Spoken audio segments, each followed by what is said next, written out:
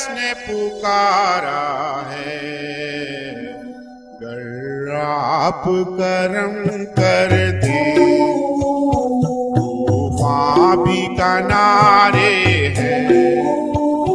कहती है जिन्हें दुनिया आ जाओ हमारे हैं। हसनैन के प्यारे हैं।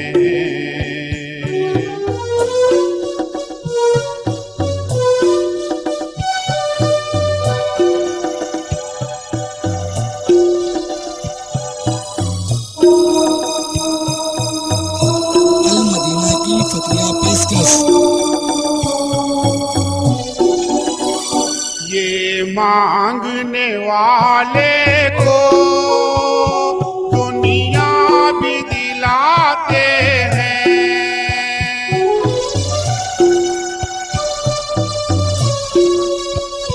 ये मांगने वाले को दुनिया भी दिलाते हैं। दुनिया तो है क्या अरमान से मिलाते हैं। ये हक से मिलाते हैं। है रब जहां इनका और उसके ये प्यारे हैं। कहती है जिन्हें दुनिया आ जाओ हमारे हैं।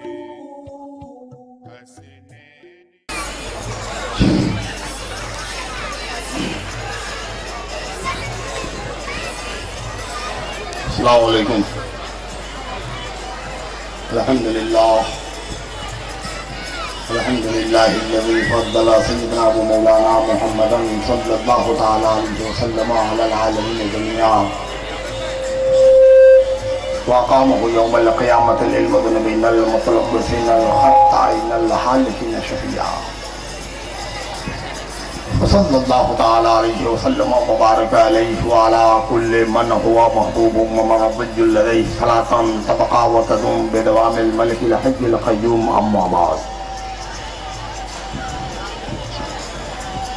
औज़ु बिल्लाहि मिनश शैतानिर रजीम बिस्मिल्लाहिर रहमानिर रहीम। अला इन्ना औलियाअल्लाहि ला खौफुन अलैहिम व ला हुम यहज़नून। सदक़ल्लाहुल मौलानाल अज़ीम व बल्लगना रसूलुहुन नबियुल करीम व नहनु अला ज़ालिका लमिनश शाहिदीन व शाकिरीन वल्हम्दुलिल्लाहि रब्बिल आलमीन।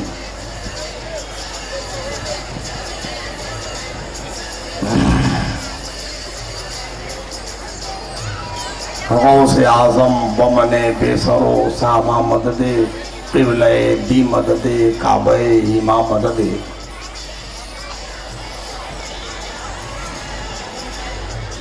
न ताअत पर न तक़वा पर न ज़ुहदो इत्तक़ा पर है। हमारा नाज जो कुछ है मोहम्मद मुस्तफ़ा पर है। सल्लल्लाहु अलैहि वसल्लम।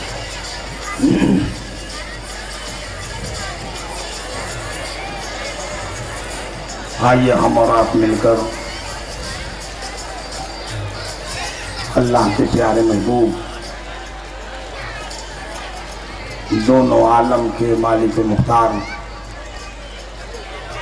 हुज़ूर नूर सरवर कायनात ताजदार मदीना जनाब मोहम्मद रसूलुल्लाह सल्लल्लाहु अलैहि वसल्लम की बारगाह बेपनाह में दरूद शरीफ का नज़रान अक़ीदत पेश कर लें।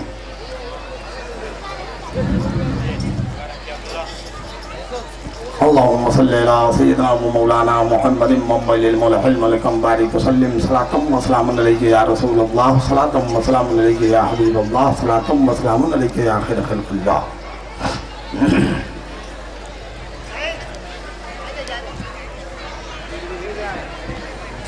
हज़रात गिरामी,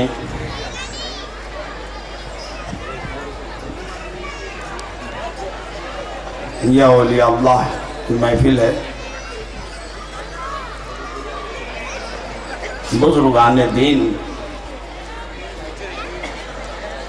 जिन्होंने मार्फत इलाही को पहचाना, शरीयत, हकीकत, तरीक़त, मार्फत में गोताज़न हुए।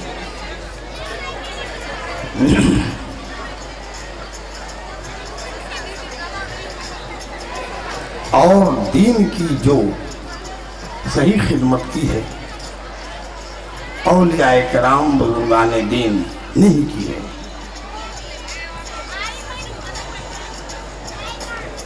दर हकीकत औलिया अल्लाह बुजुर्गाने दीन ने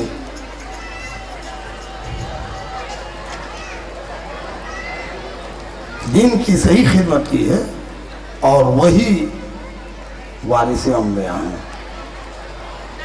हकीकत में अगर गहरी नज़र डालकर देखी जाए तो उलमाए किराम तो सिर्फ शरीयत की पैरवी की ताकीद करते हैं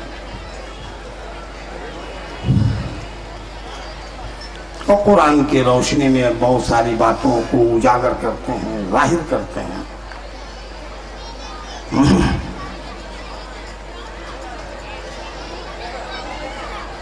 मोहतरम हज़रात,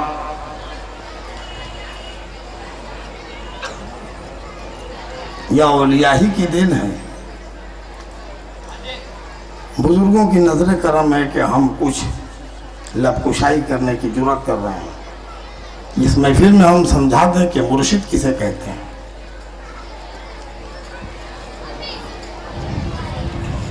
नजरे अमीक डालिए तो मुर्शिद में 4 लफ्ज है, मीम रे शीन दाल।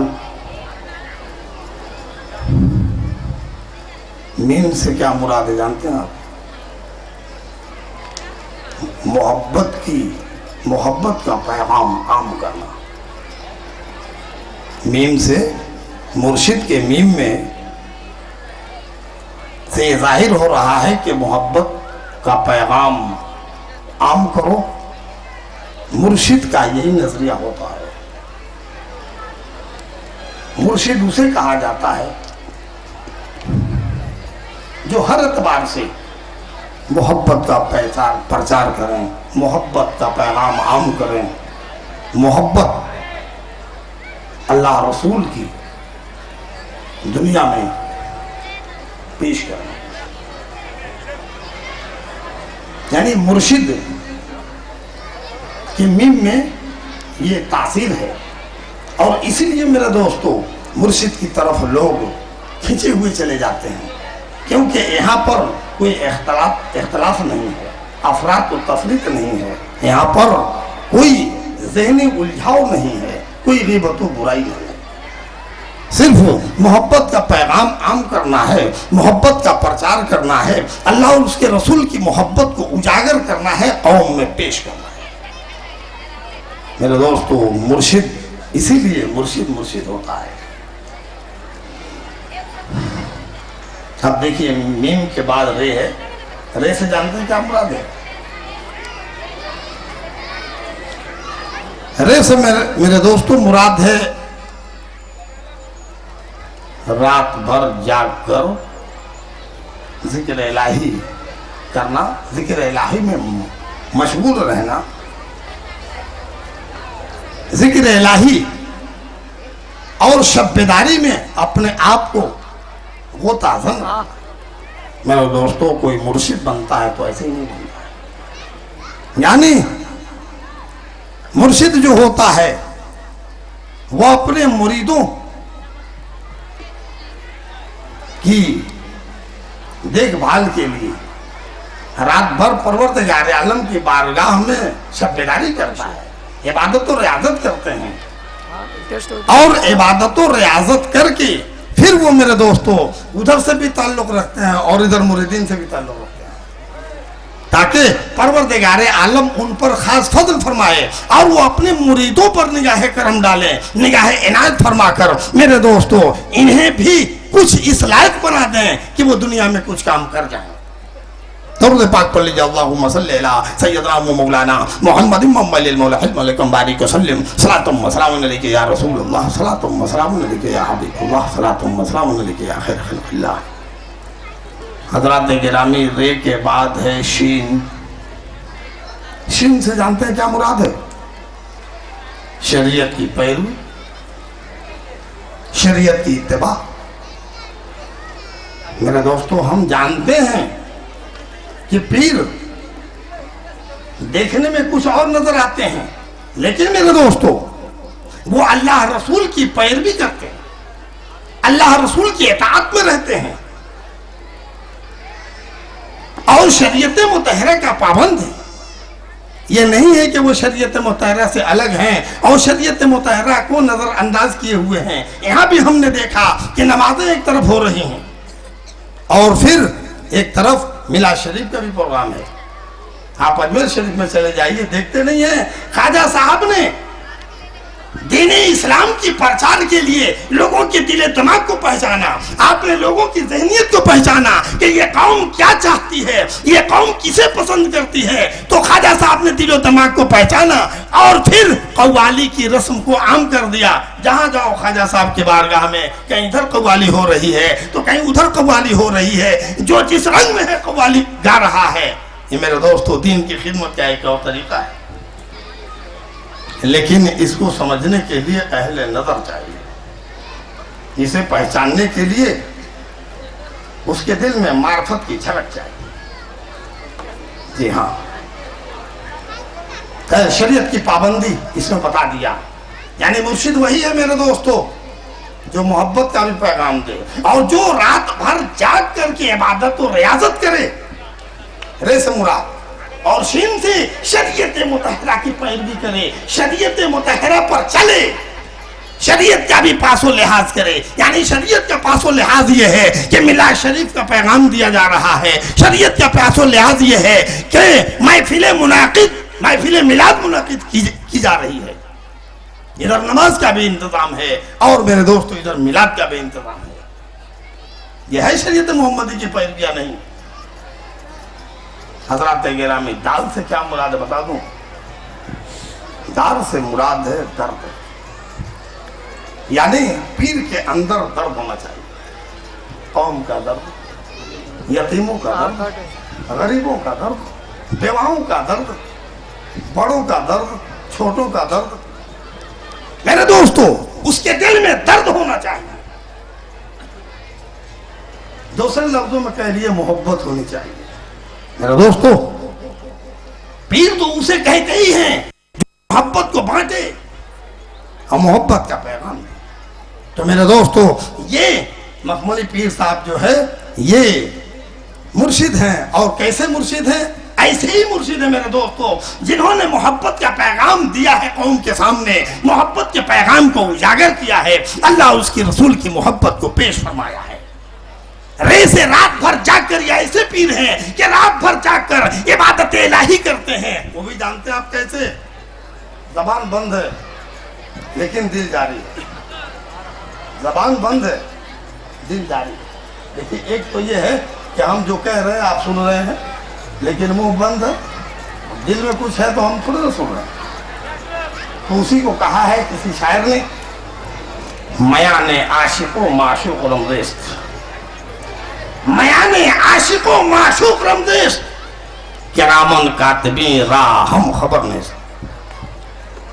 जानते हो यानी आशिको माशूक के दरमियान एक ऐसा रमज है, आशिको माशूक के दरमियान एक ऐसा जलवा है जिसे किरामन कातिबीन जो हमारे कंधों पर हर वक्त लिख रहे हैं।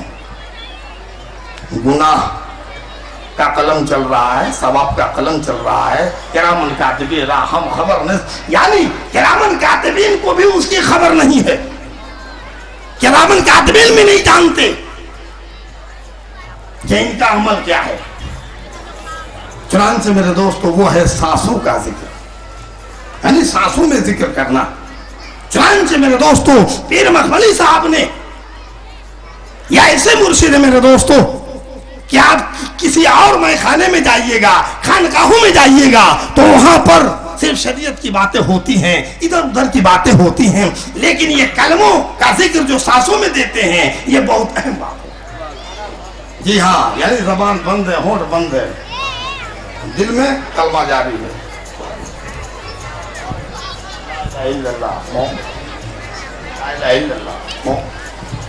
तो मेरे दोस्तों, जबान बंद है, दुनिया देख रही है कि इनकी जबान बंद है, लेकिन मेरे दोस्तों दिल जारी है।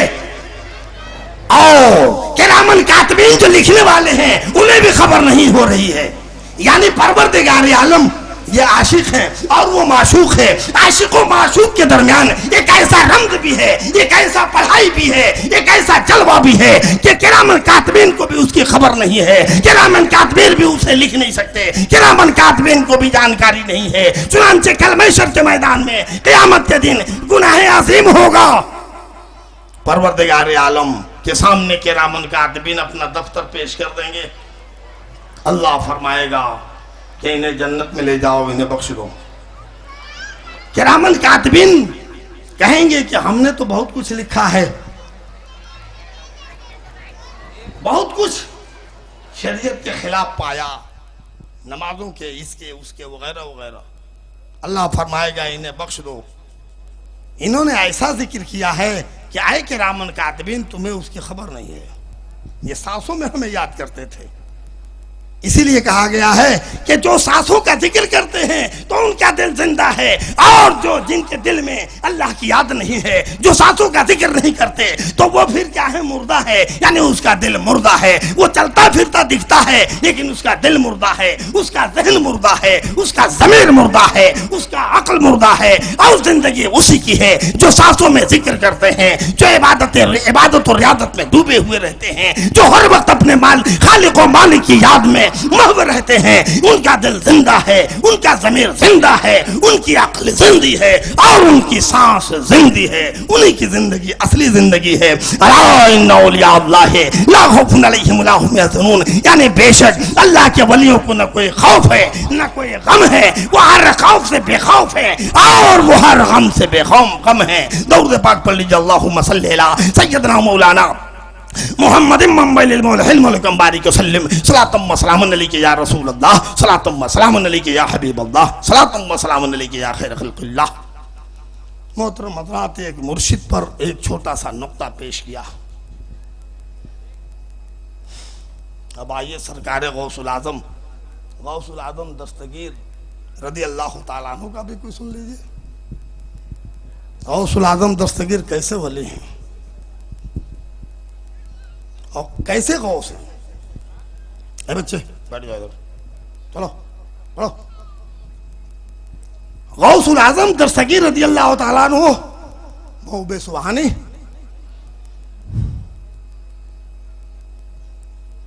एक बुढ़िया उनकी बारगाह में पहुंची। हजरत दुआ फरमा दीजिए। बोले किस चीज के लिए? मेरा लड़का मर चुका है। आपने फरमाया मरे हुए के लिए आई हो दुआ कराने, मैं देखूंगा कि वो मरने वाला कैसा है।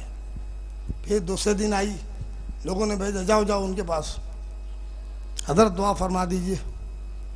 आपने फरमाया किसके लिए दुआ के लिए आई हो?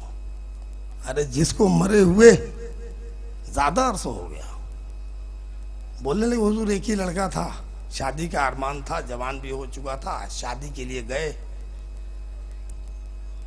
शादी हो के वापस आ रहा था घर, बारातियों के साथ दुल्हन के साथ डूब कर मर गया। अब मैं तन्हा हूं, मेरा कोई नहीं है। गौसुल आज़म दस्तगीर रज़ी अल्लाह तआला अन्हु ने समझाया, ऐ बूढ़ी माँ अब जाओ, बहुत अरसा हो गया, जमाना गुजर गया। भला ऐसे दूल्हा और दुल्हन और ऐसे बारातियों का जिसका कोई सुराग नहीं, मरे हुए अरसा गुजर गया, जमाना गुजर गया, उनके लिए क्या दुआ करना? बुढ़िया बज़िद हो गई, नहीं आपको दुआ करना ही होगा, मैं जाऊंगी नहीं। ऐसे बज़िद हुई और रोने लगी कि गौसुल आज़म दस्तगीर रज़ी अल्लाह तआला अन्हु को भी उसकी हाल पर रहम आ गया। आपने फरमाया कि ठीक है,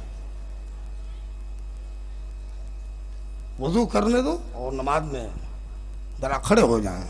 सरकार गौसुल आज़म दस्तगीर रज़ी अल्लाह तआला अन्हु महबूब सुबानी खुतब रब्बानी अल्लाह के पैदाइशी वली, जिन्हीं की हुकूमत आज पूरे आलम पर है। वो फरमाते हैं कि मैं इस दुनिया को, आलम को ऐसे ही देख रहा हूं जैसे अपने हाथ की हथेली पर राई का दाना। यानी दुनिया को वो इस तरह देख रहे हैं कि हाथ की हथेली के ऊपर राई का दाना हो, ऐसे ही ये दुनिया उनकी नजर में है।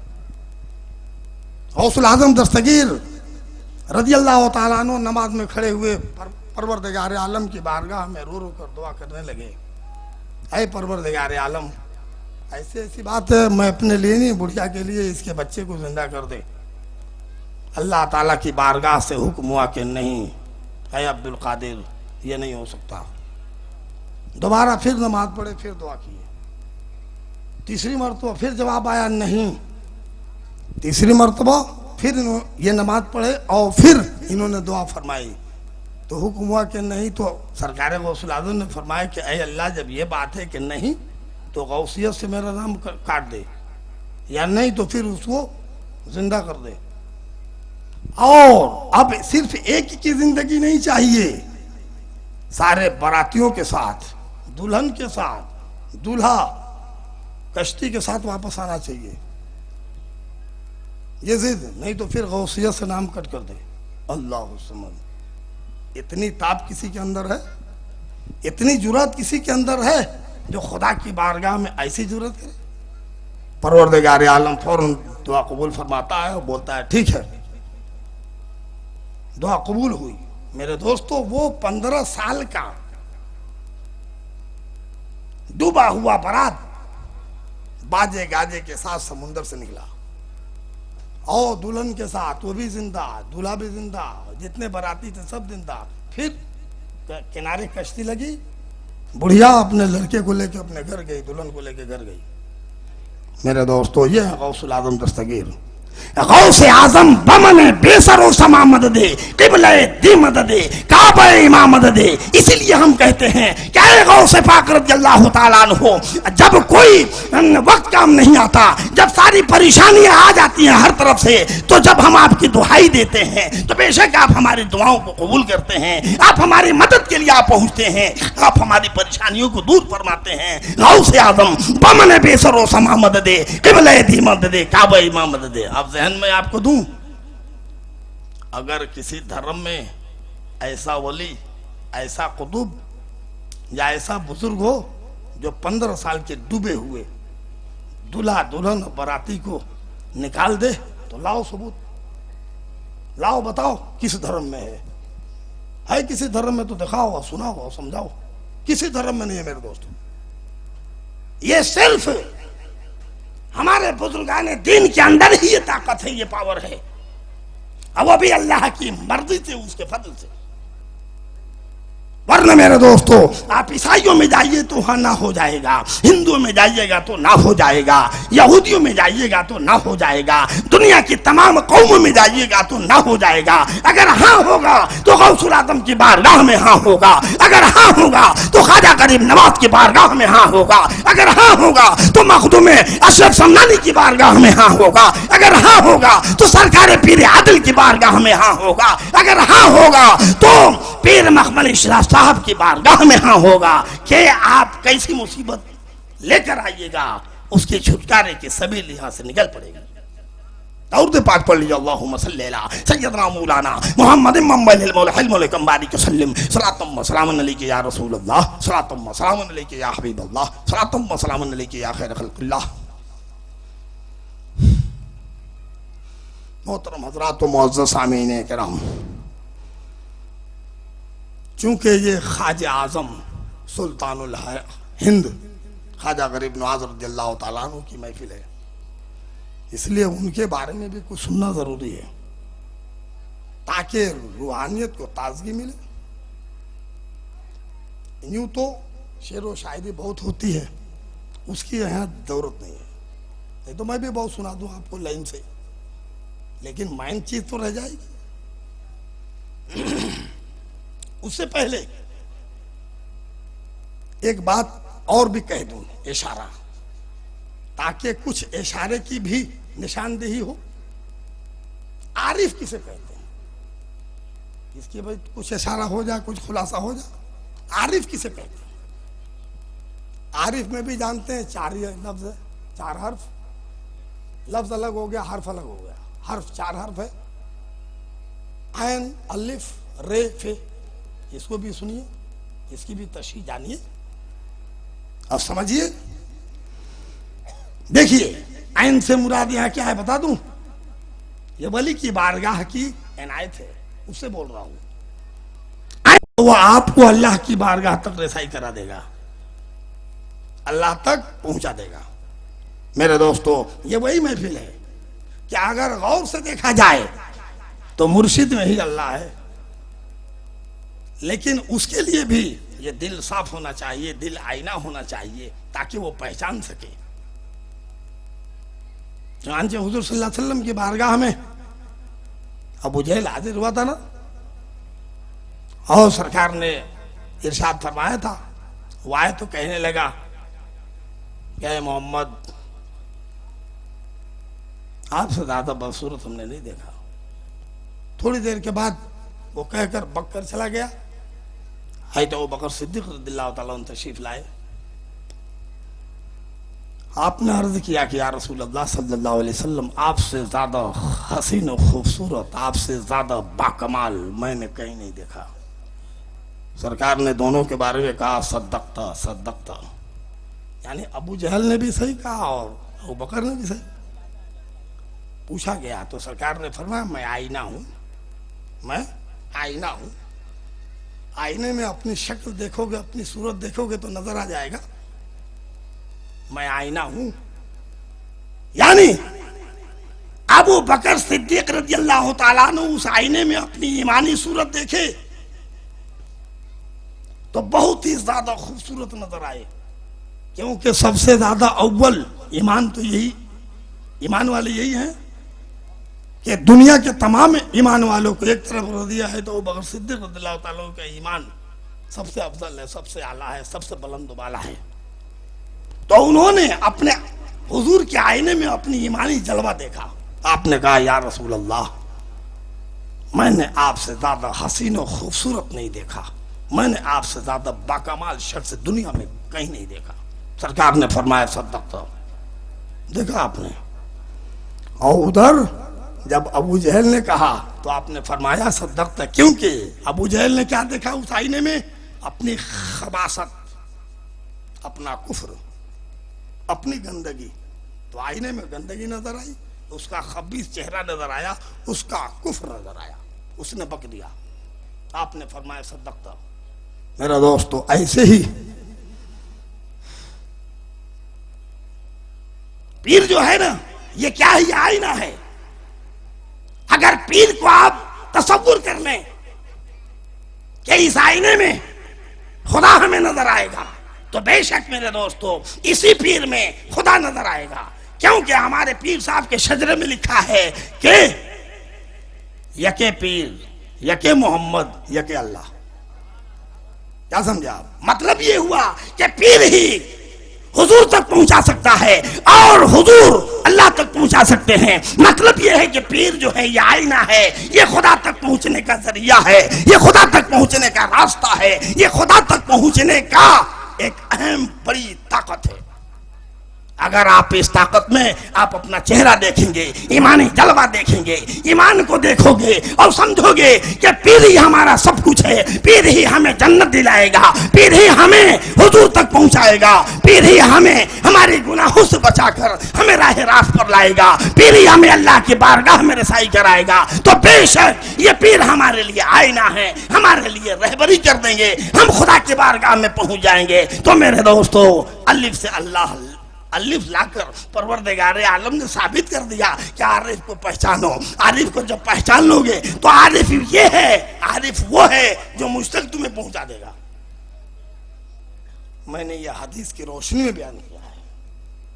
अब मेरे दोस्तों, ऐन और अलिफ को तो बता दिया, अब रे को भी सुन लीजिए। रे से यहां पर क्या मुराद लिया? वहां से लिखा था रात की इबादत, मैं यहां से बता रहा हूं यहां की रे से मुराद क्या है? रियाजत, रियाजत इलाही। मतलब एक ही है लेकिन थोड़ा फर्क है। देखिए आपको बता दूं, रात भर जाग कर इबादत करना और है, रियाजत करना और है। और रे से दूसरी मुराद क्या है? रज़ाए इलाही। रज़ाए इलाही में बड़ी खूबी है मेरे दोस्तों। रात भर हम इबादत करेंगे जाग कर, उसकी बात अलग है। और रज़ाए इलाही को हासिल करने के लिए 2 रकात पढ़ लेंगे नमाज, तो उसकी बात अलग हो जाएगी। रज़ाए इलाही, यहां रे से मुराद रज़ाए इलाही, रियादत इलाही। अब सुनिए, रज़ाए इलाही पे बात कर दूं। हजरत उमर फारूक आज़म रज़ियल्लाहु ताला अन्हु रावी हैं, हदीस है।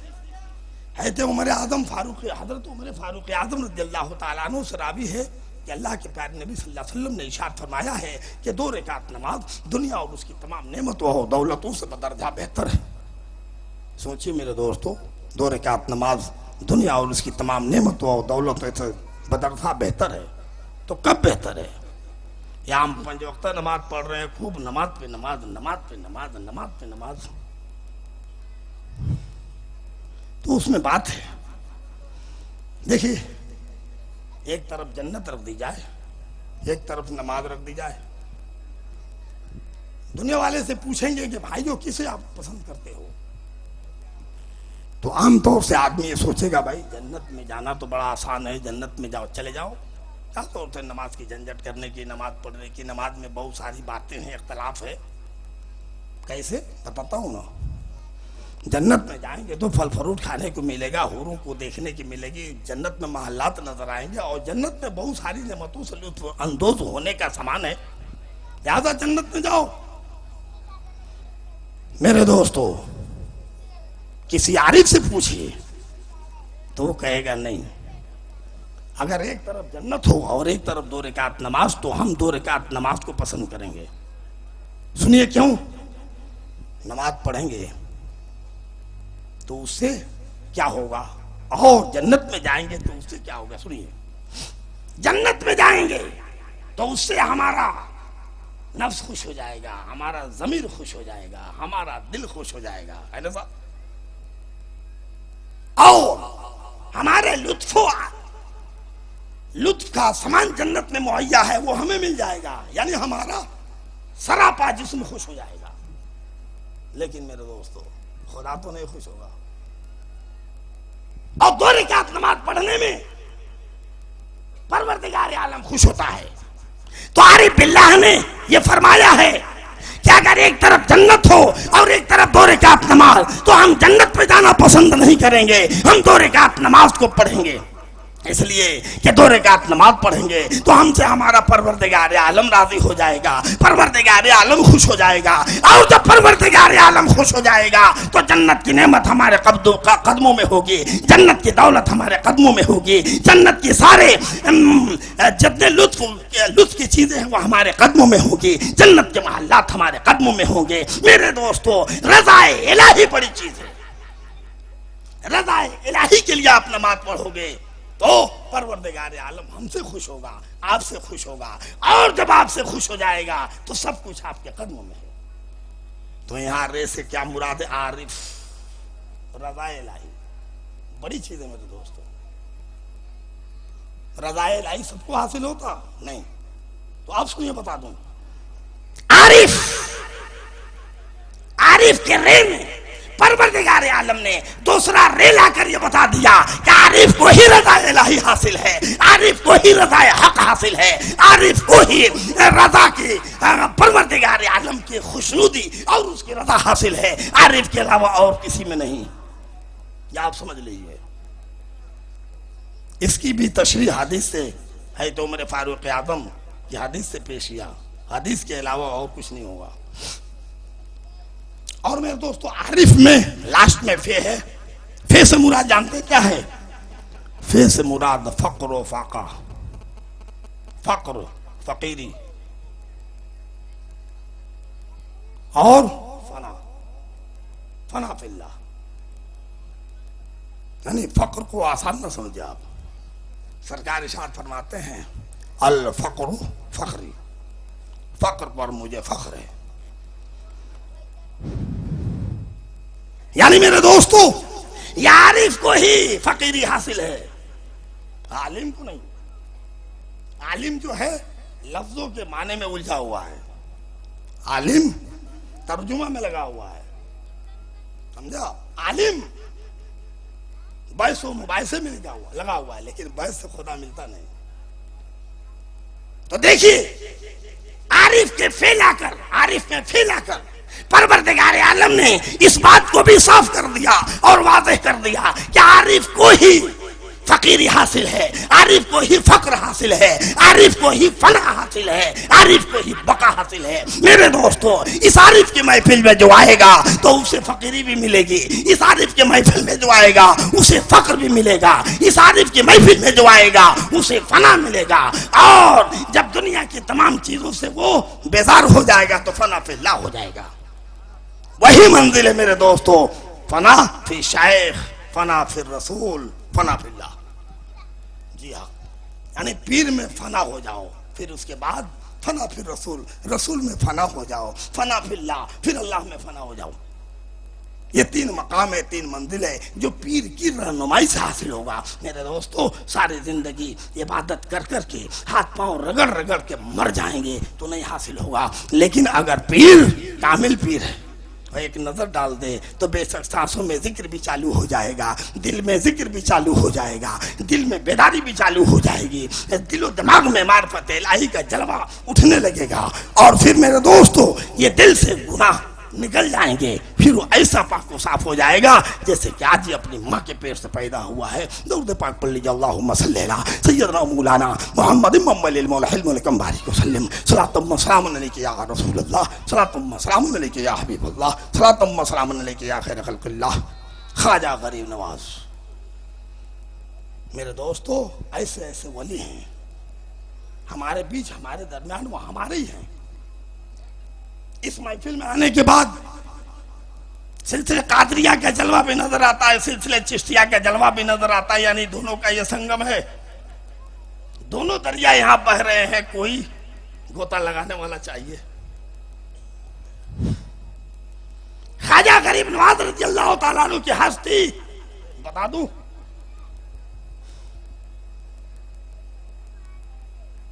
मेरे दोस्तों, कुतुबुद्दीन बख्तियार काकी रज़ियल्लाहु ताला अन्हु, दिल्ली का बादशाह, उनका मुरीद, और बहुत इज्जत करने वाला, हमेशा वो उनको अपने साथ में रखता था, अपने पास में। इतने पहुंचे हुए बुजुर्ग, इतने पहुंचे हुए बुजुर्ग, इतने कामिल बुजुर्ग ख्वाजा कुतुबुद्दीन बख्तियार काकी। लेकिन हर जमाने में वलियों के भी दुश्मन होते हैं, बुजुर्गों के भी दुश्मन होते हैं। चुनांचे यहूदियों ने, ईसाइयों ने, वहाबियों ने, बदमज़हबों ने बड़ी रकम देकर एक औरत को तैयार किया जो आमला थी, और बोल दिया कि कह दो इतनी बड़ी रकम तुम्हें दिया जा रहा है, ख्वाजा कुतुबुद्दीन को बदनाम कर दो। मेरे दोस्तों, औरत तैयार हो गई, बादशाह के साथ ख्वाजा कुतुबुद्दीन बख्तियार काकी आ रहे हैं। औरत खड़ी हो गई गाड़ी के पास, कह दिया उसने, क्या बादशाह, इन्हें पहचानते हो? या हमारा खर्चा नहीं दे रहे हैं, इनका बच्चा मेरे पेट में परवरिश पा रहा है, ये हमारे साथ अदल नहीं कर रहे हैं। नऊज़ुबिल्लाह माअज़ल्लाहि रब्बिल आलमीन, अस्तग़फिरुल्लाह, नक़्ल कुफ्र कुफ्र नवाशद। बादशाह हैरत में पड़ गया, इतने बड़े बुजुर्ग, अब वहां कोई चारा नहीं, वहां कोई छुटकारा नहीं। ख्वाजा कुतुबुद्दीन बख्तियार काकी भी कामिल, आपके पीर भी कामिल, वहीं पे बैठे बैठे उन्होंने तसव्वुर किया, मेरे पीर व मुर्शिद सुल्तानुल हिंद ख्वाजा गरीब नवाज, मेरे ऊपर बड़ी मुसीबत आन पड़ी है, मेरी मदद फरमाइए। तो क्या देखते हैं, बादशाह भी देख रहा है, ख्वाजा कुतुबुद्दीन बख्तियार काकी रज़ियल्लाहु ताला अन्हु भी देख रहे हैं कि उधर से ख्वाजा साहब तशरीफ ला रहे हैं, हंसते हुए आए। जल्दी जल्दी उठ के लोग हाथ पांव चूमे, अस्सलाम वालेकुम हुजूर, कैसे आप तशरीफ? आपने फरमाया कि आए कुतुबुद्दीन, क्या बात है, क्यों घबराए हुए? बोले हुजूर ये औरत ऐसा ऐसा कह रही, बादशाह भी रो रो के कहने लगे। बोले ठीक, अभी फैसला कर देता हूं 1 मिनट में। ये बताओ तुम्हारे पेट में जो बच्चा है वो बाहर आकर गवाही देगा तब मानेगी, या पेट के अंदर से ही गवाही दे देगा तब मानेगी? तो लोगों ने कहा हुजूर अगर पेट के अंदर से गवाही दे दे तो ये तो बहुत बड़ी बात है, इसको पैदा होने में न जाने कितना टाइम लग जाएगा और ये बात अधूरी रह जाएगी। सरकार ने फरमाया अभी फैसला सुनो। छड़ी का इशारा किया, है बच्चा बोल तू किसका बच्चा है? वो बच्चा अंदर से आवाज देता है कि अस्सलाम वालेकुम ख्वाजा गरीब नवाज, मैं एक चरवाहे का बच्चा हूं, मेरी माँ कमीनी है, इसकी बातों में न आइए। इसको यहूदियों ने, ईसाइयों ने, वहाबियों ने बहुत बड़ी दौलत देकर इस बात के लिए आमादा किया है, तैयार किया है। लिहाजा